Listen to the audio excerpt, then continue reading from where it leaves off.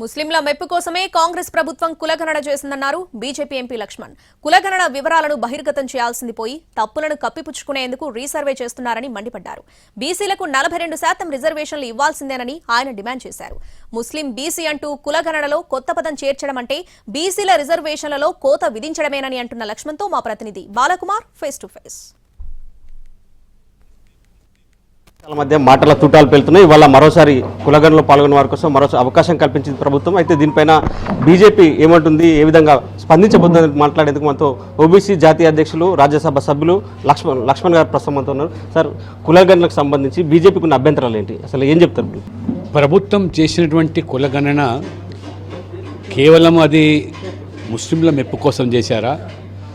వాస్తవంగా ఈ సమాజంలో ఉన్నటువంటి వెనుకబడ్డ వర్గాలు, అణగారిన ప్రజానికము, పేద వర్గాలు ఆ రకంగా కుటుంబాల వారీగా సేకరించి వివరాలు మీరు బహిర్గతం చేయాల్సింది పోయి తప్పుల తడక అసమగ్రంగా చేసిన తప్పును కప్పిపుచ్చుకోవడానికి రీసర్వే లేదా మిగిలిపోయిన వాళ్ళని చేస్తామని అవుతుందో దాన్ని ఇవాళ తప్పుపడుతున్నాం. రెండోది, ఇవాళ చాలా స్పష్టంగా 51% ఉన్న దాన్ని 46% కుదించడం, 12% ఇవాళ మైనార్టీస్ ఉంటే 10% వాళ్ళకు బీసీలుగా చిత్రీకరించడం, అంటే ముస్లిం బీసీలని కొత్త పదాన్ని జోడ్చి ఈ రకంగా బీసీల హక్కులను కారజాలి.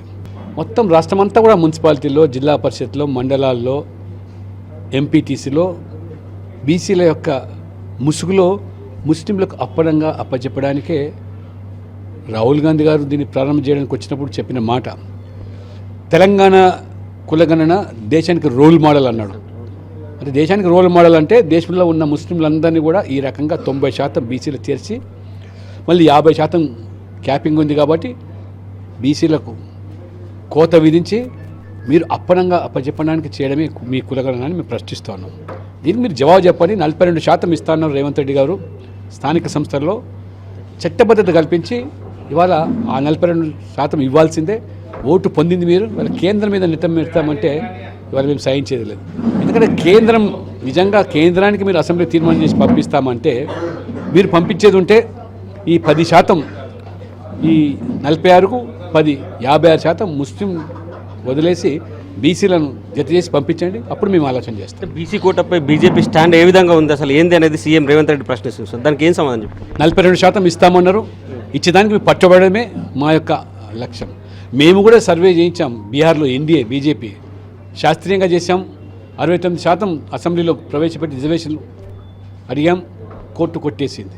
కాబట్టి దీంట్లో ఉన్నటువంటి న్యాయపరమైన చిక్కులను అధిగమించడానికి రేవంత్ రెడ్డి గారు దాన్ని ఏ రకంగా చేస్తారో మీరు న్యాయ నిపుణులతో సంప్రదించి చర్యలు తీసుకోండి. అంతేగాని ఇవాళ నరేంద్ర మోడీ గారి మీద ఆపాదించి, నరేంద్ర మోడీ గారి మీద, కేంద్ర ప్రభుత్వం మీద మా భుజాల మీద తుపాకులు పెట్టి కాల్స్తామంటే నమ్మి మోసపోవడానికి బీసీలు అమాయకులు కాదు.